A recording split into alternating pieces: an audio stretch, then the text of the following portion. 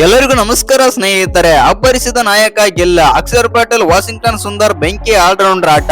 ಇನ್ನು ಇಂಗ್ಲೆಂಡ್ ವಿರುದ್ಧ ಮೊದಲನೇ ಓಡಿಐ ಪಂದ್ಯದಲ್ಲಿ ಭಾರತ ತಂಡಕ್ಕೆ ಸುಲಭ ಜಯ.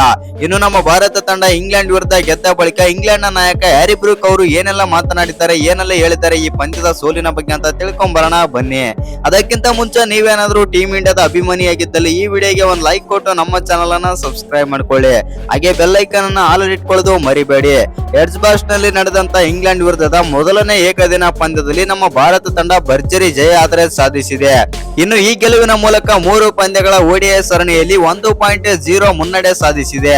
ಇನ್ನು ಬ್ಯಾಟಿಂಗ್ ಸ್ವರ್ಗ ಎಂದೇ ಹೆಸರುವಾಸಿಯಾಗಿರುವ ಈ ಮೈದಾನದಲ್ಲಿ ಟಾಸ್ ಗೆದ್ದು ಇಂಗ್ಲೆಂಡ್ ತಂಡ ಮೊದಲು ಬ್ಯಾಟಿಂಗ್ ಆಯ್ಕೆ ಮಾಡಿಕೊಂಡಿತು. ಆದರೆ ಭಾರತದ ಬೌಲಿಂಗ್ ದಾಳಿಗೆ ಸಿಲುಕಿ 258ಕ್ಕೆ ಆಲ್ಔಟ್ ಕೂಡ ಆಯಿತು.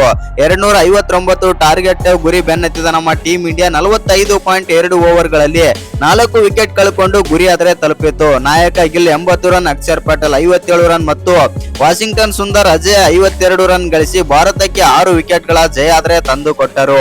ಇಂಗ್ಲೆಂಡ್ ನೀಡಿದ 259 ರನ್ಗಳ ಗುರಿ ಬೆನ್ನತ್ತಿದ ನಮ್ಮ ಭಾರತ ತಂಡ ಉತ್ತಮ ಆರಂಭ ಪಡೆದುಕೊಂಡಿತ್ತು.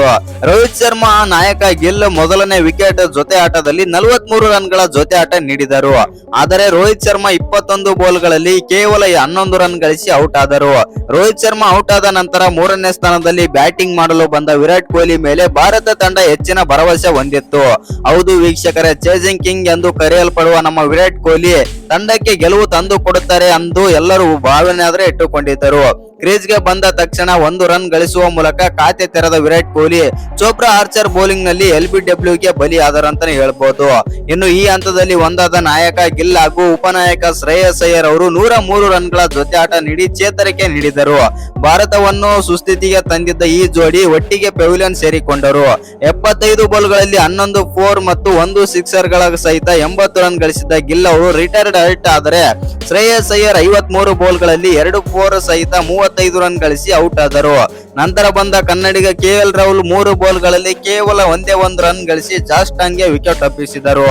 ಹೌದು ವೀಕ್ಷಕರೇ, ಈ ಹಂತದಲ್ಲಿ ಒಂದಾದ ಅಕ್ಷರ್ ಪಟೇಲ್ ಹಾಗೂ ವಾಷಿಂಗ್ಟನ್ ಸುಂದರ್ ಮುರಿಯಾದ 5ನೇ ವಿಕೆಟ್ಗೆ 102 ರನ್ಗಳ ಜೊತೆ ಆಟ ನಡೆಸಿ ಭಾರತಕ್ಕೆ 6 ವಿಕೆಟ್ ಗಳ ಭರ್ಜರಿ ಜಯ ಆದರೆ ತಂದುಕೊಟ್ಟರು. ವಾಷಿಂಗ್ಟನ್ ಸುಂದರ್ 63 ಬಾಲ್ಗಳಲ್ಲಿ 4 4 1 ಸಿಕ್ಸರ್ ಗಳ ಸಹಿತ 52 ರನ್ ಗಳಿಸಿದರೆ ಅವರ ಜೊತೆ ಸಾಥ್ ನೀಡಿದಂತ ಅಕ್ಷರ್ ಪಟೇಲ್ ಕೂಡ 52 ಬಾಲ್ಗಳಲ್ಲಿ 5 4 1 ಸಿಕ್ಸರ್ ಗಳ ಸಹಿತ 57 ರನ್ ಗಳಿಸಿ ನಮ್ಮ ಭಾರತವನ್ನು ಗೆಲುವಿನ ದಡ ಆದರೆ ಮುಟ್ಟಿಸಿದರು. ಒಟ್ನಲ್ಲಿ ನಮ್ಮ ಭಾರತ ತಂಡ ಅಮೋಘ ಮತ್ತು ಭರ್ಜರಿ ಪ್ರದರ್ಶನ ಆದರೆ ಕೊಟ್ಟಿದೆ. ಇನ್ನು ಇಂಗ್ಲೆಂಡ್ ನ ಬ್ಯಾಟಿಂಗ್ ವಿಚಾರಕ್ಕೆ ಬರೋದಾಯ್ತು ಅಂತಂದ್ರೆ ಮೊದಲನೇ ಏಕದಿನ ಪಂದ್ಯದಲ್ಲಿ ಇಂಗ್ಲೆಂಡ್ ತಂಡವು ಆರಂಭಿಕ ಕುಸಿತ ಆದ್ರೆ ಅನುಭವಿಸಿತು. ಹೌದು ವೀಕ್ಷಕರೇ, 107 ರನ್ಗಳಾಗುವಷ್ಟರಲ್ಲಿ 6 ವಿಕೆಟ್ ಕಳೆದುಕೊಂಡು ಕುಸಿತ ಅನುಭವಿಸಿತು. ಆದರೆ ಅನುಭವಿ ಜೋ ರೂಟ್ 76 ರನ್ ಮತ್ತು ಡಾಸನ್ 68 ರನ್ಗಳ ಜೊತೆ ಆಟದ ಮೂಲಕ ಆಸರೆಯಾದರು. ಇನ್ನು ಡಾಸನ್ ಅವರು 83 ಬಾಲ್ಗಳಲ್ಲಿ 6 4 1 ಸಿಕ್ಸರ್ ಗಳ ಸಹಿತ 68 ರನ್ ಗಳಿಸಿದರೆ ರೂಟ್ ಅವರು 76 ಬಾಲ್ಗಳಲ್ಲಿ 6 4 1 ಸಿಕ್ಸರ್ ಗಳ ಸಹಿತ 76 ರನ್ ಗಳಿಸಿ 258 ರನ್ ಗಳಿಗೆ ಆಲ್ಔಟ್ ಕೂಡ ಆಗ್ತಾರೆ ಅಂತ ಹೇಳ್ಬೋದು ಇಂಗ್ಲೆಂಡ್ ತಂಡ. ಇನ್ನು ನಮ್ಮ ಭಾರತದ ಪರ ಅಕ್ಷರ್ ಪಟೇಲ್ 4 ವಿಕೆಟ್ ಪಡೆದರೆ ಪ್ರಸಿದ್ಧ ಕೃಷ್ಣ ಗುರ್ನೂರ್ ಬ್ಯಾರ್ 2 ವಿಕೆಟ್ ಪಡೆದರು. ಹಾಗೂ ಬೂಮ್ರಾ ಮತ್ತು ಶಿವಮ್ ದುಬೆ ತಲಾ 1 ವಿಕೆಟ್ ಆದರೆ ಪಡೆದರು. ಒಟ್ನಲ್ಲಿ ನಮ್ಮ ಭಾರತ ತಂಡ ಬೌಲಿಂಗ್ ಮತ್ತು ಬ್ಯಾಟಿಂಗ್ ಎರಡರಲ್ಲೂ ಕೂಡ ಉತ್ತಮವಾಗಿ ಪ್ರದರ್ಶನ ಆದ್ರೆ ನೀಡಿದೆ. ಆ ಕಾರಣದಿಂದಾನೇ ಮೊದಲನೇ ಓಡಿಐ ಪಂದ್ಯ ಆದ್ರೆ ಗೆದ್ದಿದ್ದ ಅಂತಾನೆ ಹೇಳ್ಬೋದು. ಇದೀಗ ಸರಣಿಯಲ್ಲೂ ಕೂಡ 1.0 ಮುನ್ನಡೆ ಕೂಡ ಸಾಧಿಸಿದೆ. ಇನ್ನು ನಮ್ಮ ಭಾರತ ತಂಡ ಈ ಪಂದ್ಯದಲ್ಲಿ ಅಂದ್ರೆ ಮೊದಲನೇ ಓಡಿಐ ಪಂದ್ಯದಲ್ಲಿ 6 ವಿಕೆಟ್ ಗಳಿಂದ ಗೆದ್ದ ಬಳಿಕ ಇಂಗ್ಲೆಂಡ್ ನ ನಾಯಕ ಹ್ಯಾರಿ ಬ್ರೂಕ್ ಅವರು ಏನೆಲ್ಲ ಮಾತನಾಡಿದ್ದಾರೆ, ಏನೆಲ್ಲ ಹೇಳಿದ್ದಾರೆ ಅಂತಂದ್ರೆ ಈ ರೀತಿ ಆದ್ರೆ ಹೇಳಿದ್ದಾರೆ. ಹೌದು, ನಾವು ಈ ಪಂದ್ಯದಲ್ಲಿ ಟಾಸ್ ಗೆದ್ದ ಬಳಿಕ ಮೊದಲು ಬ್ಯಾಟಿಂಗ್ ಆದ್ರೆ ಆಯ್ಕೆ ಮಾಡಿಕೊಂಡೆವು. ಏಕೆಂದರೆ ಬ್ಯಾಟಿಂಗ್ ಮಾಡಲು ಗ್ರೌಂಡ್ ಕೂಡ ತುಂಬಾನೇ ಆದ್ರೆ ಚೆನ್ನಾಗಿತ್ತು. ಆ ಕಾರಣದಿಂದಾಗಿ ನಾವು ಬ್ಯಾಟಿಂಗ್ ಆದ್ರೆ ಆಯ್ದುಕೊಂಡೆವು. ನಮ್ಮ ಓಪನರ್ಸ್ ಕಡೆಯಿಂದ ಅಷ್ಟು ನಾವು ಊಹಿಸದಷ್ಟು ರನ್ ಆದ್ರೆ ಬರಲೇ ಇಲ್ಲ. ಆ ಕಾರಣದಿಂದಾಗಿ ಈ ಪಂದ್ಯಕ್ಕೂ ಸೋಲ್ ಅಂದ್ರು ತಪ್ಪಿಲ್ಲ ಅಂತ ಹೇಳಿದ್ರ ಅಂತಾನೆ ಹೇಳಬಹುದು ಹ್ಯಾರಿ ಬ್ರೂಕ್. ಆ ನಂತರ ಮಾತನಾಡಿದಂತ ಹ್ಯಾರಿ ಬ್ರೂಕ್ ಅವರು ಬಟ್ಲರ್ ಮತ್ತು ಸ್ಯಾಮ್ ಕರ್ನ್ ನನ್ನಿಂದ 3 ಜನ ನಾವು ಮಿಡಲ್ ಆರ್ಡರ್ ಅಲ್ಲಿ ಯಾವುದೇ ಬ್ಯಾಟರ್ ಸ್ವಲ್ಪನೂ ರನ್ ಆದ್ರೆ ಮಾಡ್ಲೇ ಇಲ್ಲ. ಆ ಕಾರಣದಿಂದಾಗಿ ನಾವು 258ಕ್ಕೆ ಸ್ಟಿಕ್ ಆನ್ ಆಗ್ಬೇಕಾಯಿತು. ಮತ್ತು ನಮ್ಮ ಬೌಲಿಂಗ್ ವಿಚಾರದಲ್ಲೂ ಕೂಡ ಬೌಲಿಂಗ್ ನಲ್ಲಿ ಆರ್ಚರ್ ಅವರು ಅದ್ಭುತವಾಗಿ ಬೌಲಿಂಗ್ ಮಾಡಿದ್ದಾರೆ. 290 ಅಥವಾ 300 ಆಸುಪಾಸು ಏನಾದ್ರು ನಾವು ಒಂದೊಳ್ಳೆ ಟಾರ್ಗೆಟ್ ಏನಾದ್ರು ನೀಡಿತ್ತು ಅಂತಂದ್ರೆ ಈ ಪಂದ್ಯದಲ್ಲಿ ಭಾರತ ತಂಡ ಗೆಲ್ಲುವುದು ಅಷ್ಟು ಸುಲಭದ ಮಾತಾಗಿರ್ಲಿಲ್ಲ. ಹೌದು, ಈ ಪಂದ್ಯದಲ್ಲಿ ನಾವು ಸೋತಿದ್ದೇವೆ. ಬರುವಂತ ಪಂದ್ಯಗಳಲ್ಲಿ ನಾವು ಗೆಲ್ಲಲಾದ್ರೆ ನೋಡುತ್ತೇವೆ. ಇನ್ನೊಂದೇನಂತಂದ್ರೆ ಇಲ್ಲಿ ಸೆಟ್ಲ್ ಆದ ಬ್ಯಾಟ್ಸ್ಮನ್ ಅನ್ನು ಔಟ್ ಮಾಡೋದು ತುಂಬಾನೇ ಕಷ್ಟಕರವಾದ ವಿಷಯವಾಗಿದೆ. ಇನ್ನು ಅಕಸ್ಮಾತ್ ಏನಾದ್ರು ಬ್ಯಾಟರ್ ಏನಾದ್ರು ಸೆಟ್ ಆಗದೆ ಹೋದ್ರೆ ಇಲ್ಲಿ ಈಸಿಯಾಗಿ ವಿಕೆಟ್ ಕೂಡ ತೆಗಿಬಹುದು ಈ ಪಿಚ್ ನಲ್ಲಿ. ಇವತ್ತಿನ ದಿನ ಅದೇ ತರ ಕೂಡ ಆಗಿದೆ ಮತ್ತು ಅದೇ ರೀತಿಯಿಂದಾಗಿ ನಮ್ಮ ಬ್ಯಾಟರ್ ಗಳೆಲ್ಲ ಔಟ್ ಆಗಿದ್ದಾರೆ. ಇನ್ನು ಈ ಪಂದ್ಯದಲ್ಲಿ ಭಾರತ ತಂಡ ಗೆದ್ದಿದೆ ಮತ್ತು ಭಾರತ ತಂಡ ಒಳ್ಳೆ ಬ್ಯಾಟಿಂಗ್ ಆದ್ರೆ ಆಡಿದ್ರು ವಾಷಿಂಗ್ಟನ್ ಸುಂದರ್ ಮತ್ತು ಅಕ್ಷರ್ ಪಟೇಲ್ ಎಂದು ಹ್ಯಾರಿ ಬ್ರೂಕ್ ಅವರಾದ್ರೆ ಹೇಳ್ತಾರೆ. ಇನ್ನು ವಿರಾಟ್ ಕೊಹ್ಲಿ ರೋಹಿತ್ ಶರ್ಮಾ ಬಗ್ಗೆನೂ ಕೂಡ ಮಾತಾಡ್ತಾರೆ. ಹೌದು ಸ್ನೇಹಿತರೆ, ವಿರಾಟ್ ಕೊಹ್ಲಿ ಮತ್ತು ರೋಹಿತ್ ಶರ್ಮಾ ಔಟ್ ಆದ ಬಳಿಕ ನಾವು ಈ ಪಂದ್ಯದಲ್ಲಿ ಗೇಮ್ ನಲ್ಲಿ ಇದ್ದೆವು ಮತ್ತು ಗೇಮ್ ಗೆ ಬಂದಿದ್ದೆವು. ಆದರೆ ಶ್ರೇಯಸ್ ಅಯ್ಯರ್ ಮತ್ತು ನಾಯಕ ಗಿಲ್ ಅವರು ಯಾವಾಗ 80 ರನ್ ಪಾರ್ಟ್ನರ್ಶಿಪ್ ಆಡ್ತಾರೆ ಆವಾಗ ಸ್ವಲ್ಪ ನಾವು ಗೇಮ್ ನಿಂದ ಹೊರಗೆ ಬಿದ್ದೆವು ಎಂದು ಈ ರೀತಿ ಹ್ಯಾರಿ ಬ್ರೂಕ್ ಅವರಾದ್ರೆ ಹೇಳಿದ್ದಾರೆ. ಇನ್ನು ಈ ವಿಡಿಯೋ ಇಷ್ಟ ಆಗಿದ್ರೆ ಒಂದು ಲೈಕ್ ಮಾಡಿ, ಶೇರ್ ಮಾಡಿ, ಹಾಗೆ ಇನ್ನು ಯಾರ ಚಾನಲ್ ಗೆ ಸಬ್ಸ್ಕ್ರೈಬ್ ಮಾಡ್ಕೊಂಡಿಲ್ಲ ಸಬ್ಸ್ಕ್ರೈಬ್ ಮಾಡ್ಕೊಂಡು ಬೆಲ್ ಐಕನ್ ಅನ್ನ ಆಲ್ ಇಟ್ಕೊಳ್ಳಿ.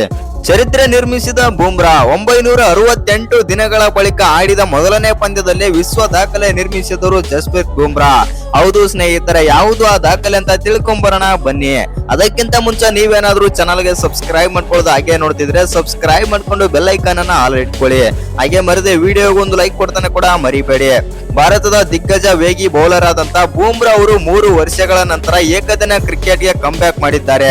ಬರೋಬ್ಬರಿ 968 ದಿನಗಳ ನಂತರ 50 ಓವರ್ಗಳ ಪಂದ್ಯ ಆಡಿದ ಮೊದಲನೇ ದಿನವೇ ಅಪರೂಪದ ಸಾಧನೆ ಆದ್ರೆ ಮಾಡಿದ್ದಾರೆ ಬೂಮ್ರಾ. ಹೌದು ವೀಕ್ಷಕರ, ಇಂಗ್ಲೆಂಡ್ ವಿರುದ್ಧದ ಮೊದಲನೇ ODI ಪಂದ್ಯದಲ್ಲಿ ಅವರು 150ನೇ ODI ವಿಕೆಟ್ ಪಡೆದರು. ಇನ್ನು ಈ ಮೂಲಕ ಏಕದಿನ ಕ್ರಿಕೆಟ್ ನಲ್ಲಿ 150, ಟೆಸ್ಟ್ ಪಂದ್ಯಗಳಲ್ಲಿ 200 ಮತ್ತು T20 ಕ್ರಿಕೆಟ್ ನಲ್ಲಿ 100 ವಿಕೆಟ್ ಗಳನ್ನು ಪೂರ್ಣಗೊಳಿಸಿದರು. ಇನ್ನು ಈ ಮೈಲಿಗಲ್ಲಿನ ಮೂಲಕ ಅಂತಾರಾಷ್ಟ್ರೀಯ ಕ್ರಿಕೆಟ್ ನಲ್ಲಿ ಈ ಸಾಧನೆ ಮಾಡಿದ ಭಾರತದ ಮೊದಲನೇ ಬೌಲರ್ ಎನಿಸಿಕೊಂಡರು.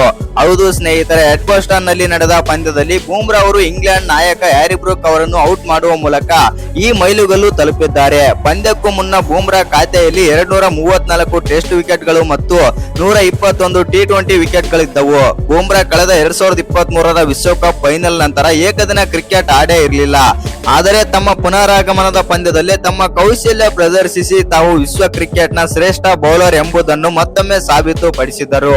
ಇನ್ನು ವಿಶ್ವದಲ್ಲೇ ಈ ಸಾಧನೆ ಮಾಡಿದವರು ಕೇವಲ 3 ಮಾತ್ರ. ನ್ಯೂಜಿಲೆಂಡ್ ನ ಟೀಮ್ ಸೌದಿ ಮತ್ತು ಬಾಂಗ್ಲಾದೇಶದ ಸಕೀಬ್ ಅಲ್ ಹಸನ್ ಮತ್ತು ನಮ್ಮ ಬೂಮ್ರಾ ಅವರು ಈ ಸಾಧನೆ ಆದ್ರೆ ಮಾಡಿದ್ದಾರೆ. ಸೌದಿ ಟೆಸ್ಟ್ ನಲ್ಲಿ 391 ಮತ್ತು ಏಕದಿನದಲ್ಲಿ 221 ಹಾಗೂ T20 ನಲ್ಲಿ 164 ವಿಕೆಟ್ ಪಡೆದಿದ್ದಾರೆ.